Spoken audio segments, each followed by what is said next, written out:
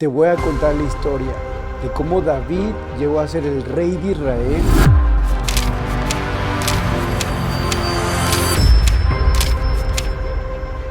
Va a ser cautivador, va a ser motivante, te va a dar las estrategias de liderazgo que necesitas para triunfar. Te aseguro que no lo habías visto de esta manera. Acompáñame, te va a fascinar.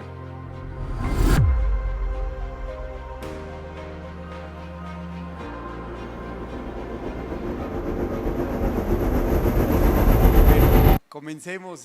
Hay un versículo que es una fuerte declaración. Dice en Salmo 51:5: en maldad he sido formado y en pecado me concibió mi madre.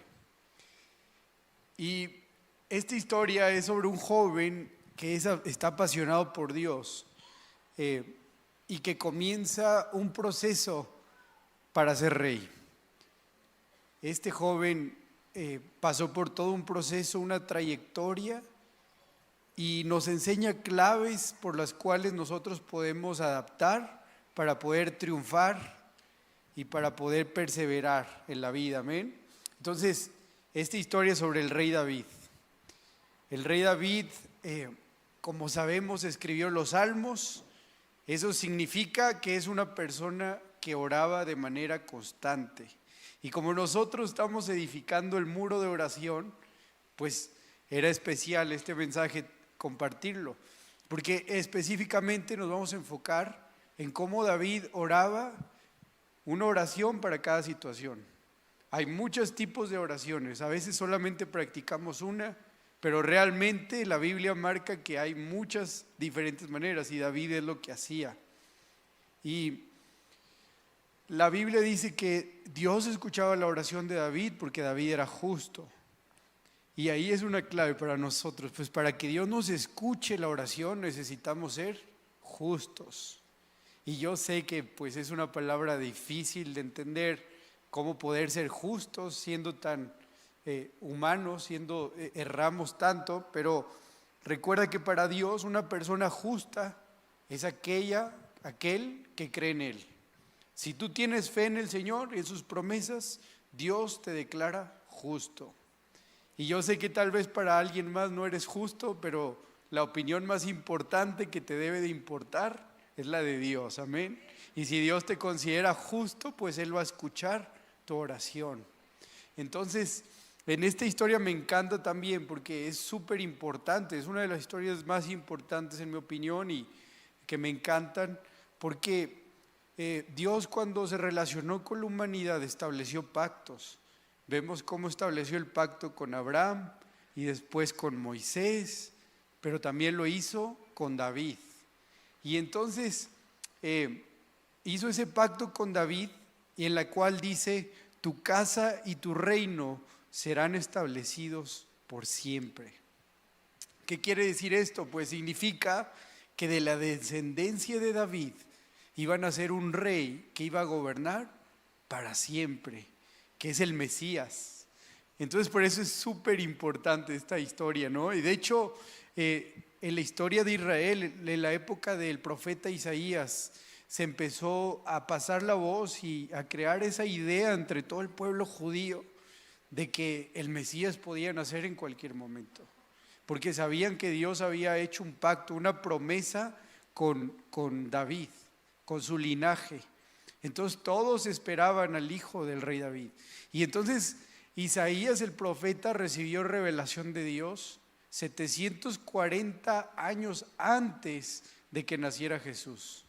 740 años antes escribió el Isaías 53, ese capítulo, en donde dice que el Salvador sería despreciado, desechado, herido y afligido, que Él llevaría nuestros dolores y sería herido por nuestras transgresiones. El hijo de David pasaría por eso. Decía: despreciado y desechado entre los hombres, varón de dolores, fue menospreciado y no le estimamos. Ciertamente llevó Él nuestras enfermedades y sufrió nuestros dolores, y nosotros le tuvimos por azotado, por herido de Dios y abatido, mas él herido fue por nuestras rebeliones y molido por nuestros pecados. El castigo de nuestra paz fue sobre de él, y por sus llagas hemos sido curados, sanados. Tristemente, este capítulo de Isaías 53 está prohibido para el pueblo judío. Y es que Satanás se ha esforzado tanto en cegar los ojos espirituales, y por eso es nuestro deber el permanecer orando por nuestros hermanos, los judíos, los de Israel, para que reciban esa revelación de que Jesús es el Mesías. Porque si leemos estos versículos, entendemos quién es automáticamente, que es Jesús nuestro Señor, quien vino a sacrificarse, ¿verdad?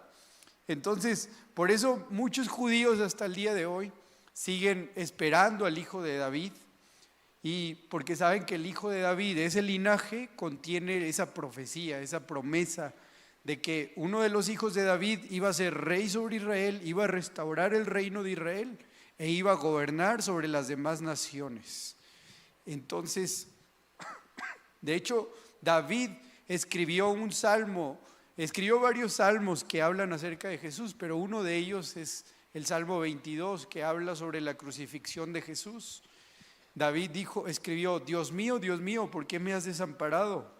Dicen: se encomendó a Jehová, líbrele él, sálvele, puesto que en él se complacía.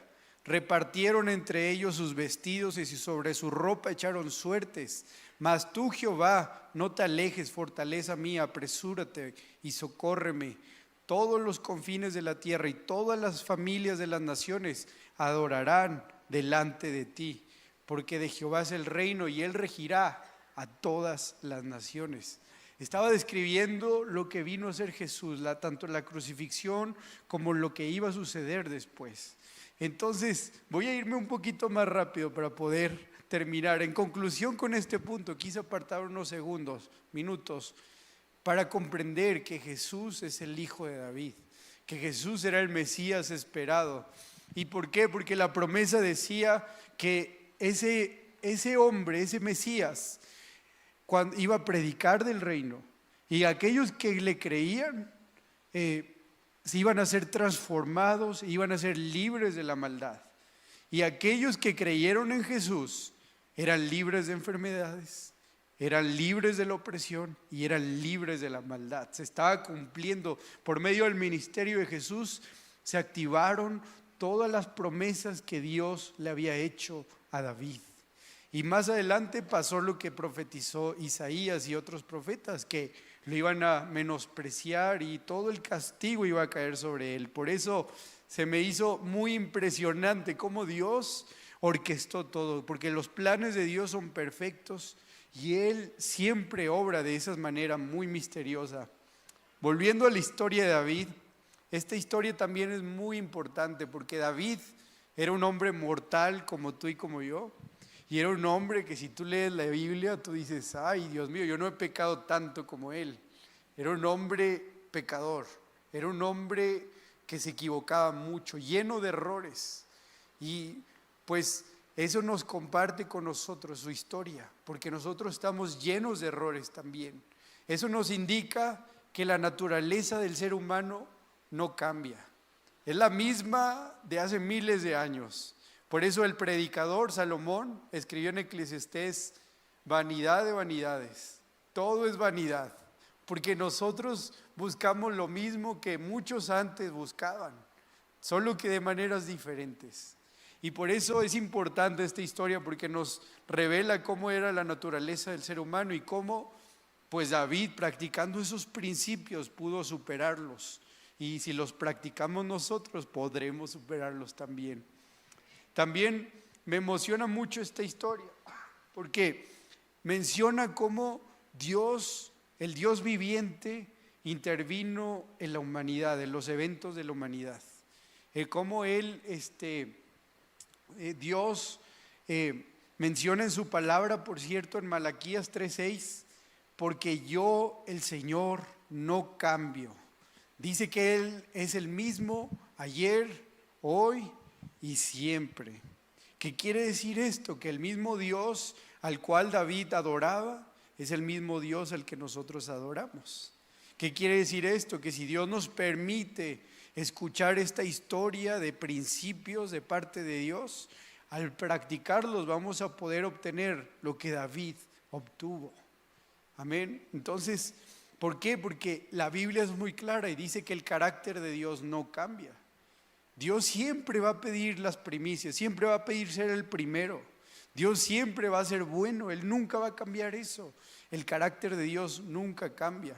Por eso esta historia es importante también, porque nos revela cómo Dios piensa. Nos revela cuando algo ocurría lo que Dios opinaba acerca de ese acontecimiento. Es importante, pues es nuestro Dios. Y luego también nos revela los sentimientos de Dios. Nos hace ver cuando Dios se entristece, cuando Dios se enoja, cuando Dios se alegra, cuando Dios le agrada algo. Entonces eso nos ayuda a comprender más la voluntad de Dios. Entonces, esta es solamente una primera parte de la historia de David. Está un poco larga, la verdad, no sé si me alcanza el tiempo. Son 14 eventos que me gustaría tocar, espero que alcancen. Por eso me voy a toda velocidad. Y las escrituras dicen que cuando los hijos de Isaí, eran 7 hijos de Isaí, que fueron presentados ante Samuel el profeta para ser ungidos, y que cuando lo hicieron pensando en su apariencia, lo hicieron pensando porque dice que eran musculosos, que tenían músculos, que se veían bien, lo hicieron pensando en cómo estaban bien físicamente, en su fina apariencia y en su altura, y tratando de impresionar con su físico. Y eso nos da una idea de la cultura que había en el hogar de la casa de Isaí. Isaí era el papá de David. Isaí pertenecía a una de las familias más importantes de todo Israel. Isaí pertenecía a la tribu de Judá, pero dentro de la tribu de Judá había una aristocracia, había los efretios, era de lo mejor, porque el bisabuelo de Isaí, el papá de David, era Boz, que se había casado con Ruth, y Boz era millonario. Entonces heredaron muchas cosas buenas por parte de él. Isaí se casó con su primera esposa y tuvo 7 hijos. Pero más tarde dice la Biblia, la historia, que Isaí se volvió a casar al final de su vida. Se casó con la viuda de Najas, y de esa segunda esposa nació David. Por eso David era menospreciado por sus hermanos, porque realmente no eran sus hermanos directos, eran medios hermanos y le tenían envidia. Y por eso David dijo: en pecado he sido concebido. Y por eso lo maltrataban tanto, lo despreciaban. Bueno, voy un poco más adelante. La Biblia dice en Salmo 103:8 que misericordioso y clemente es el Señor, lento para la ira y grande en misericordia. Y siempre que hablamos de este versículo, casi siempre lo enfocamos al que vamos a alcanzar misericordia. Aunque gracias a Dios el que Él tiene paciencia. Pero también no podemos negar que cuando Él dice lento para la ira, está hablando de que hay un límite. Está hablando que no siempre va a ser, que no siempre lo puedes maltratar a Dios y seguir pecando, porque un día vas a llegar al límite, vas a colmar la paciencia de Dios y efectivamente Él se va a enojar. Entonces esta historia también habla de un hombre que colmó la paciencia de Dios, que lo hizo enojar, que perseveró en la maldad, que perseveró en el pecado y se fue en contra de él. Entonces, yo sé que cuando Dios da un mensaje a la iglesia, lo hace para dar un mensaje también de manera personal. Y esta palabra es de Dios, que si alguien ha estado perseverando en iniquidad, en injusticia, en pecado, Dios nos está hablando hoy y nos está diciendo: estás llegando al límite. Es una alerta que te está diciendo: ayuna para que venzas ese pecado. Está diciendo: es tiempo de que vuelvas a mí. El Señor te está diciendo en esta mañana, amén. No peques más, nos está diciendo. Entonces, David comenzó su vida en una etapa muy inestable, pues su familia lo menospreciaba y Saúl, siendo el primer ministro de Israel, siendo el primer rey, la Biblia dice que empezó súper bien en su momentum, venciendo su primera guerra, todo era maravilla, pero dice la Biblia que se le subió el poder a la cabeza y que se empezó a apartar de Dios, dejó de orar, dejó de buscar a Dios, se empezó a creer en sí mismo y dejó de tomar en cuenta a Dios. Y dice que una cosa llevó a la otra. Y Saúl fue creciendo en negar a Dios, en dejar de buscar a Dios, en faltarle el respeto a Dios.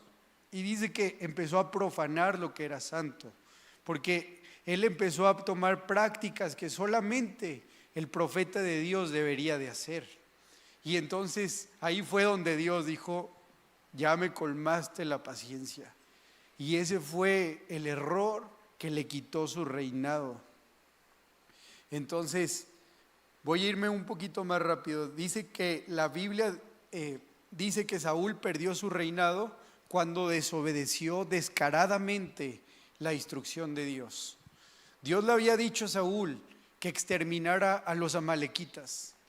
Y la razón es que Dios quería que los erradicara, que los exterminara, que acabara con todos. Porque la razón es que los amalequitas quemaban vivos a los bebés en devoción a sus dioses. La razón es que practicaban hechicería. La razón es que practicaban muchos tipos de injusticia y no tenían remedio, según lo que Dios dice en la historia. Entonces Dios dijo: mejor erradícalos, porque van a contagiar a otros. Entonces sabemos lo que Saúl hizo, él hizo lo que quiso. Y por eso Samuel el profeta viene con Saúl y le dice: tu reino ha llegado a su fin, porque Dios tuvo que abandonarte. Entonces, cuando alguien persevera en pecado, Dios envía señales. Pero si sigues perseverando, Dios se va a alejar de ti y te va a abandonar, como lo hizo con Saúl. Poco después de eso, Dios le ordenó a Samuel que se fuera a Belén a buscar al reemplazo, al sustituto de Saúl, al siguiente rey. Y Samuel llegó con Isaí y comenzó esa ceremonia para ungir al siguiente rey. Y estando ahí, Samuel vio a Eliab, quien es el hijo mayor de Isaí, y dice que Eliab le sonreía, y todo musculoso y con su túnica elegante. Y dijo Samuel, dentro de sí: este es el siguiente rey, pues tiene todo para ser rey.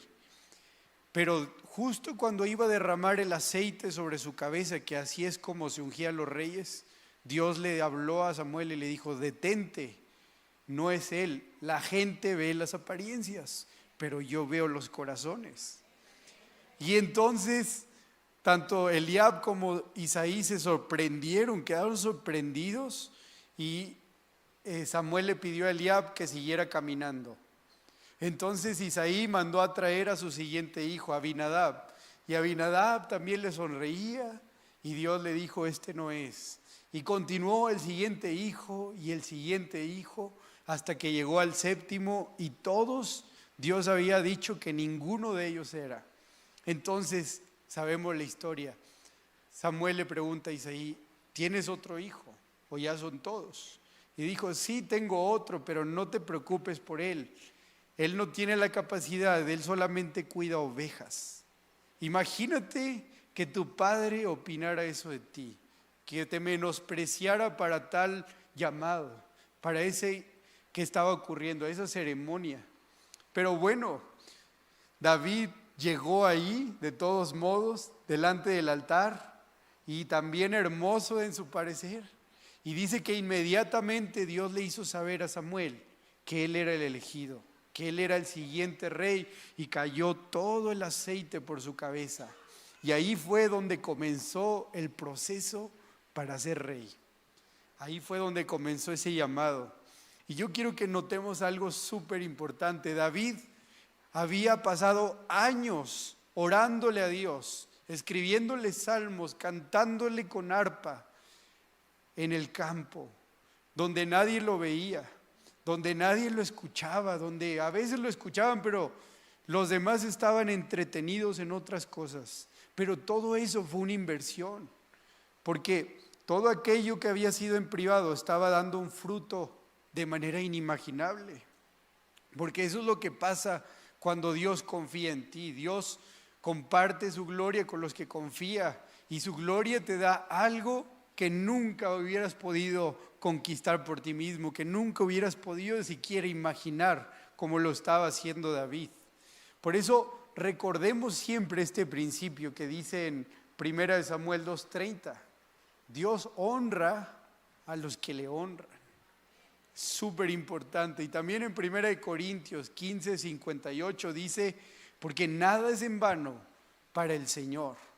Así que si tú oras en casa, en privado, si tú oras en tu carro, en tu trabajo, bueno, tal vez nadie más te esté escuchando, te ponga atención, incluso te menosprecien, pero para Dios nada es en vano. Porque Dios honra a los que rehonran, y si tú te humillas de esa manera, dice la Biblia que Él nos va a levantar a su debido tiempo. Así como David estaba siendo honrado por Dios. Y estaba siendo honrado por Dios porque eso es lo que pasa cuando tú honras a Dios. Entonces, Dios se asegura de que sepas que a Él le gusta que lo honres, honrándote de regreso. Entonces, la historia dice que después del ungimiento de David, nada cambió. El trato hacia él no se modificó, no lo trataron mejor, de incluso lo menospreciaron más.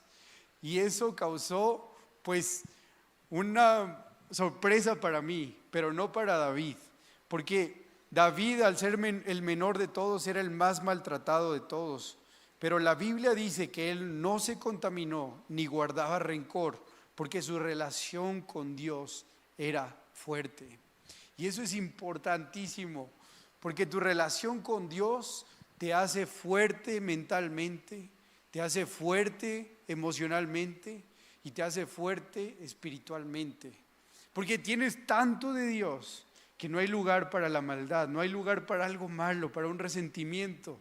Porque tienes tanto de Dios que te estás seguro que Dios tiene el control de todo, que si Él lo permitió es para tu bien, no para tu mal. Entonces tienes tanto de Dios que estás fuerte. Por eso significa que estar cerca de Dios, que estar conectado a Dios, desarrolla en ti tu mejor versión.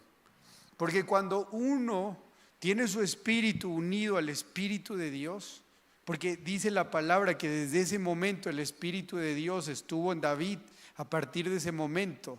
Entonces cuando nosotros conectamos con el Espíritu de Dios, dice que nacen esos frutos que son los del Espíritu. Y uno de esos frutos es el de la paciencia.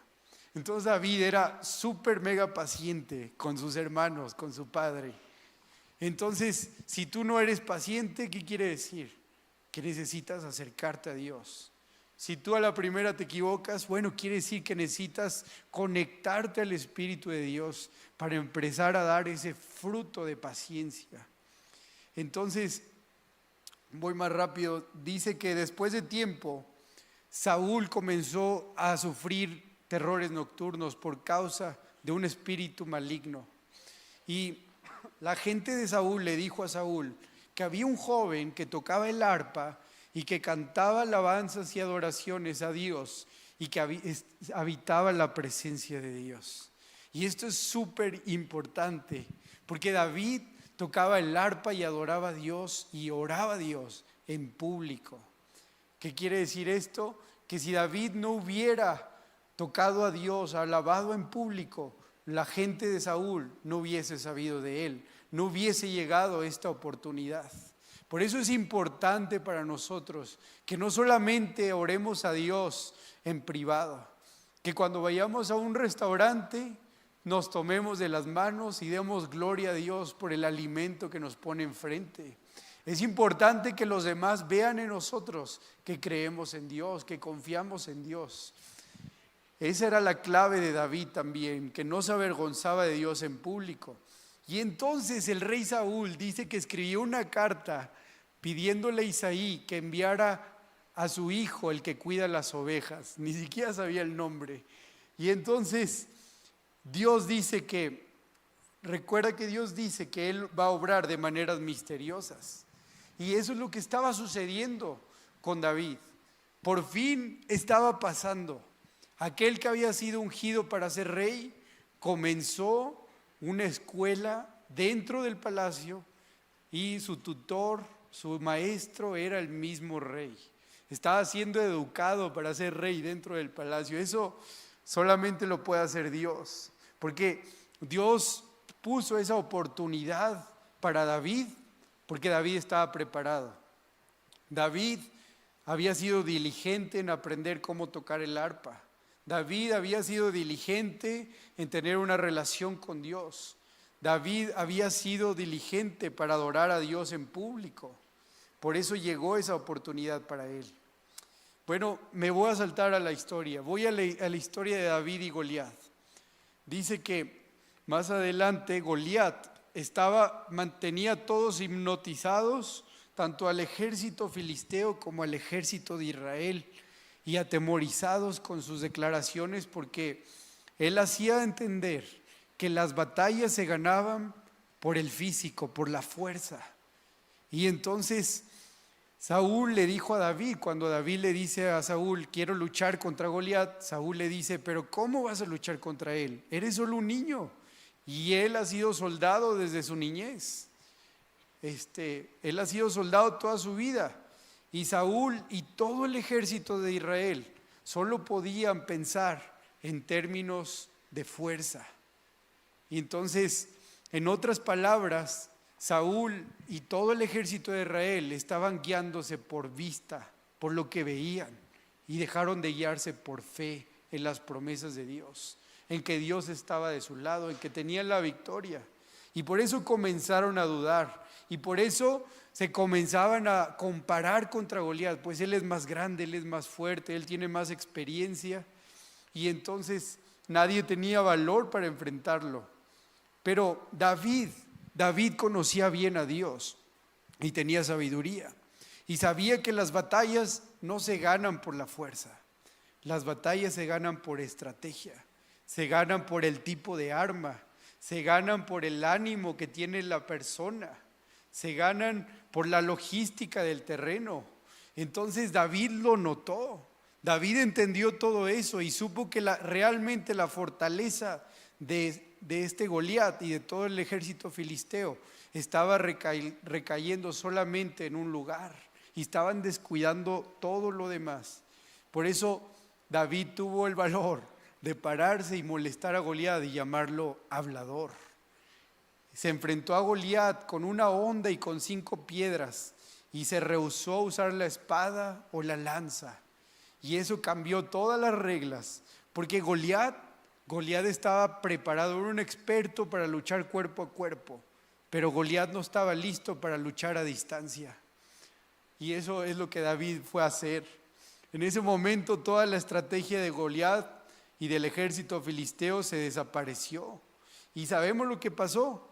David con la honda le pegó en la frente, lo aturdió, se cayó Goliat, corrió rápido, agarró la espada de Goliat y le cortó la cabeza.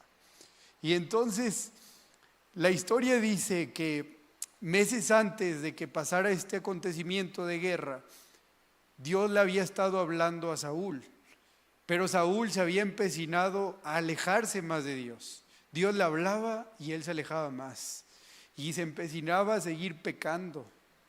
Y Dios le enviaba alertas, pero como él siguió pecando, pues el pecado lo que causó en él es que le quitó lo llenó de confusión, le quitó todo ánimo, lo deprimió, se empezó a desanimar, él se empezó a volver inseguro y Saúl ya no oraba, todo le preocupaba y lo único que le importaba era su apariencia y sus bienes materiales. Entonces, eso es una cosa muy importante que tenemos que entender, que no importa qué posición tengas ni cuánto dinero tengas, si tu interior está mal, todo lo demás sale sobrando. no vas a poder disfrutarlo, no vas a poder aprovecharlo, porque el interior de Saúl estaba mal. Por eso en el momento de la guerra, Saúl no tenía ni idea qué hacer, no tenía inspiración, tenía solamente temor, porque eso es lo que hace el pecado. Por eso el pecado Dios lo condena, porque sabe el daño que nos hace a nosotros. Y eso es lo que hizo el pecado en Saúl, le provocó un desorden interior, un caos interior, y le quitó la unción que Dios había puesto sobre él. Entonces, voy un poco más rápido. Estar dentro de la voluntad de Dios es lo que nos da esa unción para poder vencer. Y David lo sabía. Y entonces, finalmente, cuando David se dio cuenta que si tú agradas a Dios, tienes el respaldo de Dios. Si tú estás dentro de la voluntad de Dios, te conviene aprovechar el momento y enfrentarte a los Goliats que tienes por delante. Porque quiere decir que Dios te va a dar la victoria. Y ese es un mensaje para alguien aquí. Que si tú sabes que has estado honrando a Dios, yo te animo de parte de Dios a que ya te enfrentes a ese Goliat. Porque Dios te va a dar el respaldo y la victoria, tal como David lo hacía, amén. Entonces David sabía que si Dios le había ayudado a salvar a su rebaño, también le iba a ayudar a salvar a su nación, amén. Entonces, por eso David escribió este salmo después. Salmo 37, 5, 6 dice: encomienda a Jehová tu camino, confía en Él y Él hará, y exhibirá tu justicia como la luz y tu derecho como el mediodía. Así que por eso es importante estar cerca de Dios, porque descubrimos en nosotros esa mejor versión. La Biblia dice que Saúl pertenecía a la tribu de Benjamín y David era de la tribu de Judá. Y la Biblia dice en Jueces que 20:15 que y fueron contados en aquel tiempo los hijos de Benjamín de las ciudades. Eran zurdos, todos los cuales tiraban piedra con la honda a un cabello y no erraban. O sea que eran expertos con la honda. Y el hecho de que David hubiese matado a Goliat con una honda, siendo de otra tribu, de la tribu de Judá, pues era muy vergonzoso para Saúl. Dice que en ese momento Saúl sintió ira, sintió tristeza, sintió inseguridad y comenzó a cazar a David porque lo había avergonzado mucho. Pero para desgracia de Saúl, Jonathan, su hijo, el próximo heredero al trono, fue con David y se hicieron mejores amigos. Se hizo un pacto ante Dios de nunca lastimarlo. Y para más sorpresa de Saúl, Mical se enamoró de David, la hija de Saúl se enamoró de David y se casaron. Ahora también lo tenía por yerno. Y para más sorpresa es que David tenía el favor de Dios. Y dice que todo Israel y Judá amaban y apreciaban a David. Porque eso es lo que pasa cuando tienes el respaldo de Dios. Dios te llena de favor y de gracia, y donde va a ser el luz, y todos quieren agradarte, todos quieren ayudarte, porque ese es el respaldo, la característica de Dios. Y lamentablemente Saúl provocó que el reino se dividiera, por si él estando en el poder con sus celos, provocó una cacería en contra de David. Y la Biblia aclara cómo David, a pesar de todo lo que estaba padeciendo, porque él sabía que tenía un llamado, pero no sabía que los desafíos iban a ser tan fuertes. Pero él siguió avanzando y dice que descansaba en la presencia de Dios. De hecho, escribió este salmo, Salmo 37 del 1 al 4. David escribió: no te impacientes a causa de los malignos, ni tengas envidia de los que hacen iniquidad. Deleítate a sí mismo en el Señor, y Él concederá las peticiones de tu corazón. Este es un principio para nosotros, que si te deleitas en el Señor, Él te va a favorecer. Porque cuando alguien paga mal por mal, ya no deja espacio para algo bueno.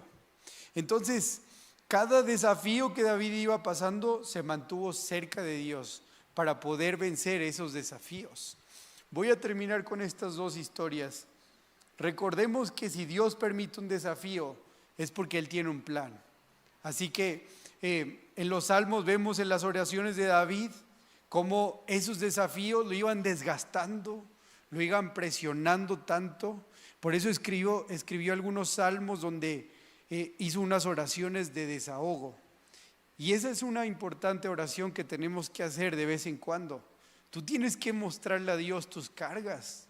Tienes que mostrarle a Dios lo que piensas, lo que sientes. Tienes que abrirte con Él, porque si no sale de aquí, Dios quiere escucharlo, Dios quiere tomarlo y convertirlo en bendición.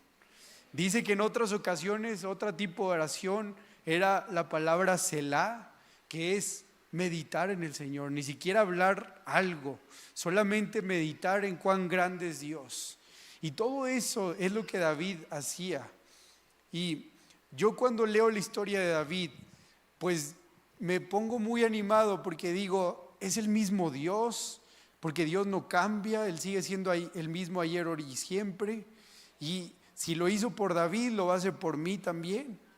Y Él me está mostrando los principios, los voy a practicar también. Y por eso, siempre que viene un desafío, yo siempre me digo a mí mismo, pues nada pasa por accidente.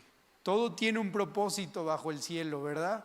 Y entonces por eso me digo, pues no te rindas, porque Dios tiene un plan para todo esto. Entonces la historia nos dice que en esos momentos David estaba huyendo de Saúl, vinieron 600 hombres con él. Voy a resumir la historia para poder terminar. Vinieron 600 hombres con él, que eran inadaptados, que eran despreciados por la sociedad, pero hicieron de David el líder que querían seguir. Entonces imagínense, el campesino que cuidaba ovejas ahora estaba cuidando a 600 hombres, más sus mujeres, más sus niños, y estaba en el desierto huyendo de Saúl para que no los encontrara y los matara. Y andaba buscando qué darles de comer.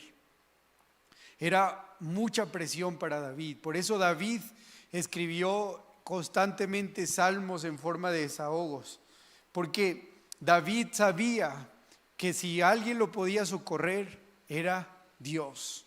Y cuando él se sentía solo, se sentía agobiado, por eso escribió un salmo que dice: como el ciervo busca por las aguas, así brava mi alma por ti, Señor.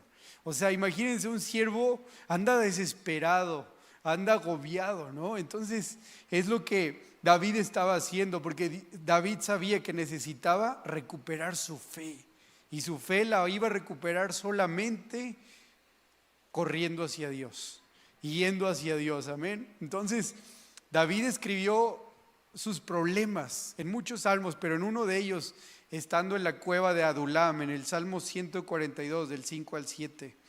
Yo te pido que te imagines a ti en una cueva oscura, escribiendo este salmo, siendo perseguido por alguien que te quiera asesinar, estando a cargo de 600 personas y más. Y él escribió: clamé a ti, oh Jehová, dije, tú eres mi esperanza y mi porción en la tierra de los vivientes. Me rodearán los justos, porque tú me serás propicio. Y eso es lo que estaba haciendo David, porque David estaba convencido de que Dios lo estaba escuchando.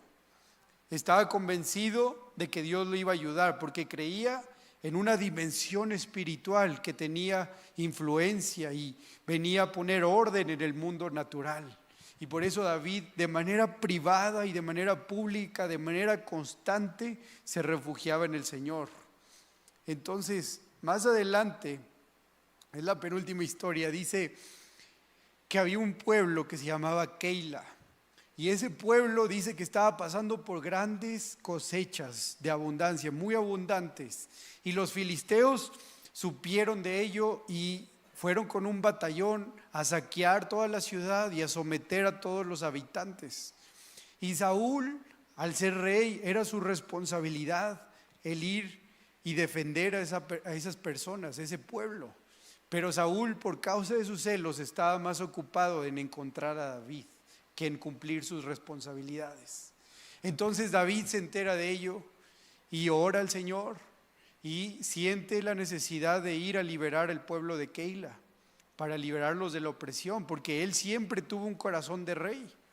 Entonces le comunica a sus 600 hombres y sus 600 hombres todos dicen: ni siquiera lo pienses, estamos huyendo de Saúl, estamos muertos de miedo, no vamos a ir a luchar con los filisteos, tenemos que escondernos mejor. Y entonces David vuelve a orar al Señor y Dios le dice que vaya y los libere. Y lo que hizo David es impresionante, porque él se levantó solo y caminó hacia la ciudad de Keila, hacia el pueblo de Keila solo, y obligó a todo su ejército a pararse y a ir a defender esa provincia, ese lugar. Y todos se vieron obligados a respaldarlo, no lo dejaron solo. Y dice la Biblia que Dios les dio el favor. Cuando llegaron ahí, mataron a todos los filisteos y recuperaron todo lo que había sido robado. Y entonces eso fue lo que David hizo y demostró a todo Israel que él amaba a todo Israel con ese acto. Bueno, más adelante dice que David estaba escondido en Oresh, en un desierto. Saúl lo estaba buscando, y en ese desierto habitaban unas personas que se llamaban sifitas, que eran parte del pueblo de Israel, era una de las ciudades de toda la nación de Israel. Y al principio le dieron la bienvenida a David y le dijeron: escóndete aquí, no te va a encontrar Saúl, escóndete con toda tu gente. Pero realmente lo mandaron traicionar al escribir una carta al rey Saúl, porque querían ganar su aprobación de Saúl, querían ganar el favor de Saúl, y le dijeron a Saúl: Majestad, sabemos que quieres matar a David, lo tenemos aquí arrinconado, no se puede salir, ven a nuestro territorio, te lo vamos a cuidar para que cuando llegues lo puedas matar tú. Entonces David se enteró de eso y dice que tuvo gran temor y huyó al monte Maón, corriendo de Saúl. Y la historia dice que Saúl y sus hombres eran 3,000, y Saúl escogió a las fuerzas especiales de todo Israel. Y David solamente tenía 600 personas que eran despreciadas por la sociedad. Y dice que de un lado del monte estaba David con sus 600 y del otro lado estaban los 3,000 con Saúl. Y estaban a punto de atraparlos y matarlos. Pero en eso llega un mensajero con Saúl y le dice: apresúrense porque los filisteos nos están invadiendo y están quemando todas las aldeas y van a ganarnos. Entonces Saúl se vio obligado a regresar a Israel y defenderlos de los filisteos. Y por eso David pudo ser salvado, porque humanamente no había nada que podía hacer. Pero aquí hay una gran lección que Dios nos da. Todo se termina hasta que Dios diga. Dios tiene la última palabra y Dios usa a los enemigos para cumplir sus propósitos. Aún los filisteos fueron parte del propósito de Dios y ellos ni se dieron cuenta, para que David continuara vivo. Más adelante dice que David lamentablemente e irónicamente hizo alianza con los filisteos y se fue a vivir con ellos. Y dice que estando allá se amoldó a ellos, a sus culturas, a sus acciones. Y entonces se olvidó de orar a Dios, se olvidó de buscar a Dios, dejó de escribir salmos, dejó de cantarle. Y entonces en ese momento se comenzó a alejar de Dios y Dios le mandaba alertas a David, pero él no las escuchaba, no las quería escuchar. Estaba a gusto donde estaba. Y tomó decisiones muy pobres y comenzó a cometer grandes errores. Entonces Dios se apartó de él. Y entonces dice que David después se molestó con los filisteos y decidieron mejor cada quien por su lado.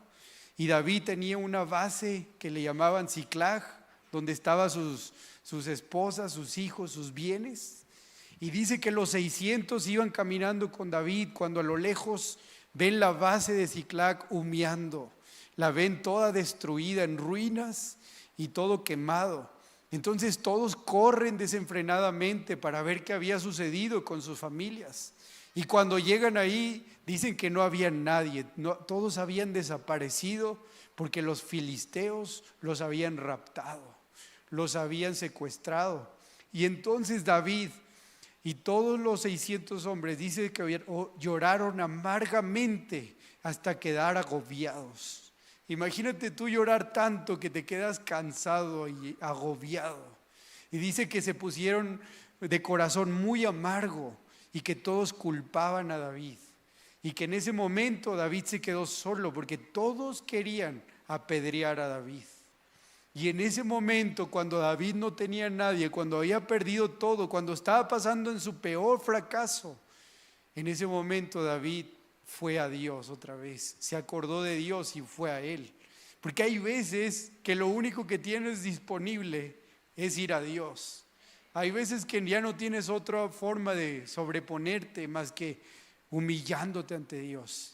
Y eso fue lo que David hizo. Él reconoció sus errores, él vino ante Dios y le pidió perdón y se arrepintió.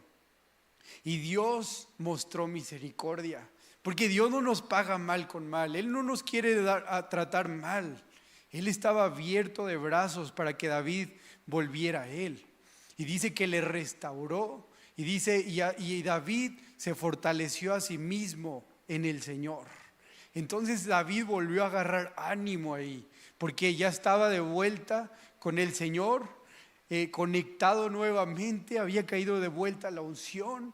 Y entonces David manda llamar al profeta que estaba ahí con él, que le había servido, y le dice: pregúntale al Señor si puedo ir y rescatar a mi familia y a mis bienes, si puedo ir y quitarle eso, si nos va a dar la victoria. Y entonces David le dijo algo también al profeta, le dijo: pero si Dios no quiere, yo esperaré aquí y ya no, no voy a hacer nada. Y esa es una señal de un verdadero arrepentimiento.